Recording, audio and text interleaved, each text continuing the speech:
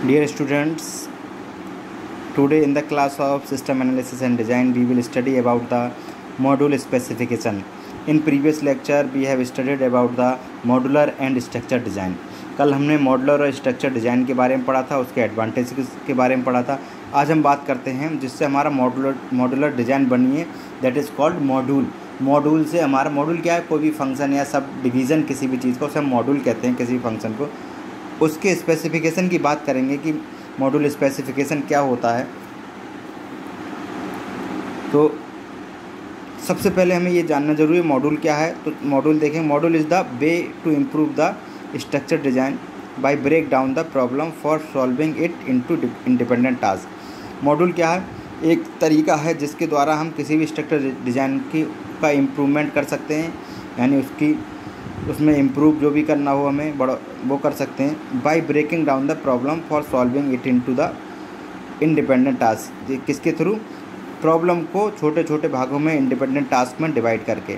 ठीक है, मॉड्यूल का मतलब है किसी भी प्रॉब्लम को जब हम छोटे छोटे इंडिपेंडेंट टास्क में डिवाइड कर देते हैं तो उसे सॉल्व करना आसान हो जाता है, वो हमारा मॉड्यूल कहलाता है। और स्पेसिफिकेशन क्या है, a specification of module specify what a module is supposed to do.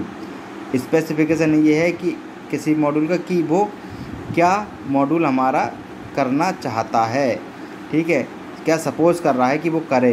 ठीक है, ये स्पेसिफिकेशन कहलाता है किसी मॉड्यूल का। ठीक है, यानी कि जो प्रॉब्लम है उसके छोटे छोटे मॉड्यूल्स में, डिफरेंट मॉड्यूल्स में, डिफरेंट टास्क में उसे डिवाइड कर लिया, फिर वो टास्क क्या करना चाहता है या मॉड्यूल क्या करना चाहता है, क्या काम करेगा, वो हमारा उसका स्पेसिफिकेशन कहलाता है। ठीक है,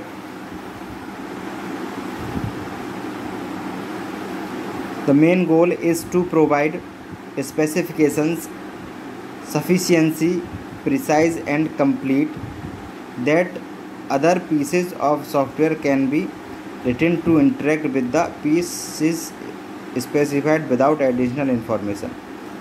इसका मतलब है जो मेन गोल है स्पेसिफिकेशन प्रोवाइड करने का वो है sufficiency, precise and complete that other pieces of software, यानी सॉफ्टवेयर के जितने भी अदर पीसेज हैं उन्हें कंप्लीट करना, प्रिसाइज करना।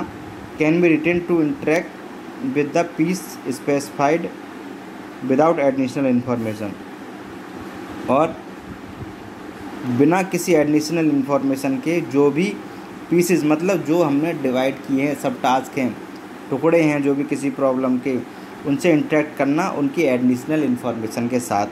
ठीक है, then second, the secondary goal is to include the specification no more information that necessary to meet the first goal। ठीक है, सेकेंडरी गोल इसका है, ये इंक्लूड करता है स्पेसिफिकेशन और नो मोर इन्फॉर्मेशन, ज़्यादा इन्फॉर्मेशन नहीं, केवल स्पेसिफिकेशन को इंक्लूड करता है जो कि ज़रूरी है फर्स्ट गोल को प्राप्त करने के लिए। फर्स्ट गोल ये है और सेकेंड गोल ये है स्पेसिफिकेशन का। ठीक है, अब एडवांटेज ऑफ मॉड्यूल्स की बात करते हैं। मॉड्यूल्स के क्या क्या एडवांटेज हैं। मॉड्यूल क्या करता है, it break down the problem into independent module. जो मॉड्यूल है वो क्या है, किसी प्रॉब्लम को डिफरेंट इंडिपेंडेंट मॉड्यूल्स में ब्रेक डाउन, यानी कि उसे तोड़ देता है या डिफ्रेंशिएट कर देता है। So the complexity of the problem can be minimize, जिससे क्या होता है, प्रॉब्लम की जो कॉम्प्लेक्सिटी है वो मिनिमाइज हो जाती है, जो भी प्रॉब्लम है वो बढ़ जाती है और उसे सॉल्व करना आसान हो जाता है। इससे क्या होता है, उसकी कॉम्प्लेक्सिटी जो है प्रॉब्लम की वो मिनिमाइज हो जाती है। Each independent module can be easily assigned to the various members of the development team. Each independent module, जितने भी सारे इंडिपेंडेंट मॉड्यूल जो हैं वो इजीली असाइंड होते हैं various member to the development team. Development team के जितने भी मेंबर होंगे उनके लिए वो जो मॉड्यूल जिसे हम कह सकते हैं इंडिपेंडेंट टास्क जो है, ठीक है, उन्हें मॉड्यूल कहेंगे। मान लीजिए कोई प्रॉब्लम है, उसे हमने 5 भागों में बांट दिए, 5 इंडिपेंडेंट टास्क के 5 मॉड्यूल्स में बांट दिया। फिर जो 5 मॉड्यूल्स में जब हमने उसे बांटा है तो जो हमारी डेवलपमेंट टीम होगी तो उसमें क्या करेंगे, जो भी हमारे 5 मॉड्यूल हैं वो एक एक पर्सन को हम हैंड ओवर कर देंगे कि इस मॉड्यूल पर वर्क आप करेंगे और इसका सॉल्यूशन हमें देंगे।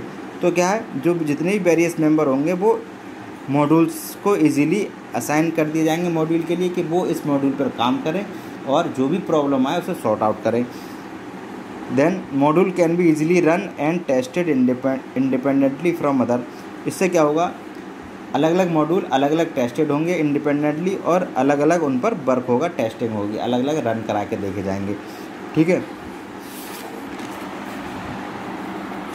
तो ये था हमारा मॉड्यूल स्पेसिफिकेशन और मॉड्यूल के एडवांटेजेस। अब हम बात करेंगे मॉड्यूल कपलिंग की। ठीक है, कपलिंग का मतलब है किसी से कपल बनाना, युग्म बनाना। ठीक है, coupling is the measure of the independence of component के इंडिपेंडेंस को नापना कपलिंग कहलाता है। यानी कि जो कंपोनेंट है हमारा वो कितना इंडिपेंडेंट है, मतलब खुद पर कितना इंडिपेंडेंट है या दूसरों पर कितना इंडिपेंडेंट है, वो उसे नापना, मेज़र करना कपलिंग कहलाता है। It defines the degree of dependency of each module of system development on the other. ये जो है डिपेंडेंसी की डिग्री को डिफाइन करता है, जितने भी मॉड्यूल हैं उन सब की, of system development on the other, यानी कि सिस्टम डेवलपमेंट में जितने भी मॉड्यूल हैं उनकी डिपेंडेंसी की डिग्री को डिफाइन करता है हमारा मॉड्यूल कपलिंग। इन प्रैक्टिस, अगर प्रैक्टिस की बात करें तो this means the stronger the coupling between the modules in A system. यानी कि इसका मतलब ये है कि सिस्टम के अंदर अगर मॉड्यूल की कपलिंग स्ट्रोंगर होगी, the more difficult it is to implement and maintain the system. तो क्या होगा कि सिस्टम को मेंटेन करना और इम्प्लीमेंट करना बहुत ज़्यादा डिफ़िकल्ट हो जाएगा। ठीक है, तो each module should have simple clean interface with other module. जितने भी मॉड्यूल हैं उनका जो इंटरफेस है वो सिंपल क्लीन होना चाहिए दूसरे के साथ। That the minimum number of data elements should be shared between modules. और मॉड्यूल्स के जितने भी डेटा एलिमेंट्स हैं उन्हें प्रॉपरली इक्वल तरीके से शेयर किया जाना चाहिए। ठीक है,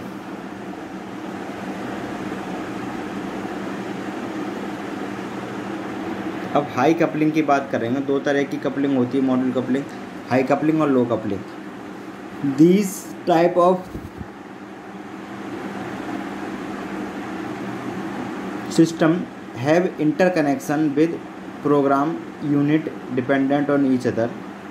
changes to one sub system lead to high impact on the other sub system.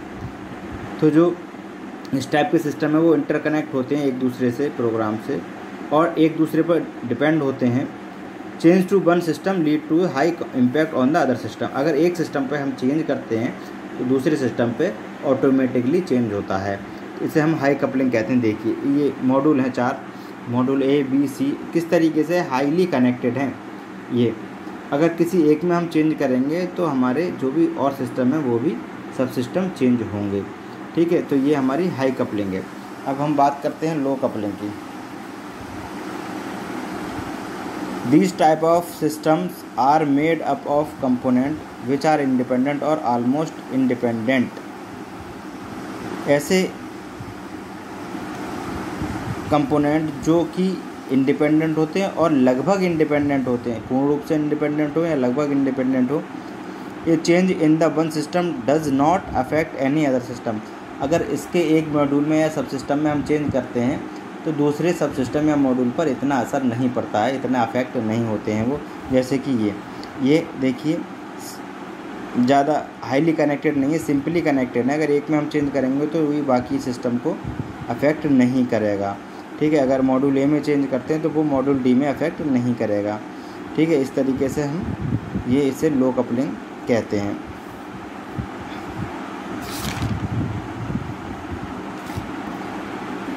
Coupling measures की अगर बात करें तो सबसे पहली जो है वो है content coupling. When one component actually modify another then the modified component is completely dependent on modifying one.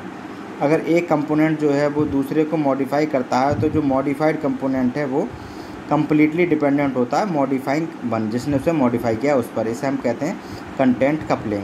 ठीक है, एक अगर दूसरे एलिमेंट को मॉडिफाई करता है तो वो एलिमेंट दूसरे पर डिपेंडेंट है। ठीक है, कॉमन कपलिंग की बात करें तो when almost of coupling is reduced somewhat by organizing system design. ठीक है, इसमें क्या होता है, the amount of coupling when the amount of coupling is reduce, जब कपलिंग का अमाउंट कम हो जाता है, रिड्यूस हो जाता है, तो somewhat by organizing system design, और जिसके द्वारा सिस्टम डिजाइन तैयार की जा रही है, so that data are accessible from a common data store. अगर उसका जो डेटा है वो कम है, अमाउंट कपलिंग की कम है, तो उसका जो डेटा है वो एक्सेसिबल है कॉमन डेटा स्टोर से, उसे हम एक्सेस कर सकते हैं। तो इस तरह की जो कपलिंग होती है वो हमारी होती है कॉमन कपलिंग। कंट्रोल कपलिंग की बात करें तो when one component passes parameter to control the activity of another component, यानी कि कोई एक कंपोनेंट दूसरे कंपोनेंट के पैरामीटर्स को पास करती है, एक्टिविटी के पैरामीटर को, तो वो कपलिंग कंट्रोल कपलिंग कहलाती है। देन स्टैम्प कपलिंग की बात करें तो when data structures is use to pass information from one component to another. Stamp coupling का काम है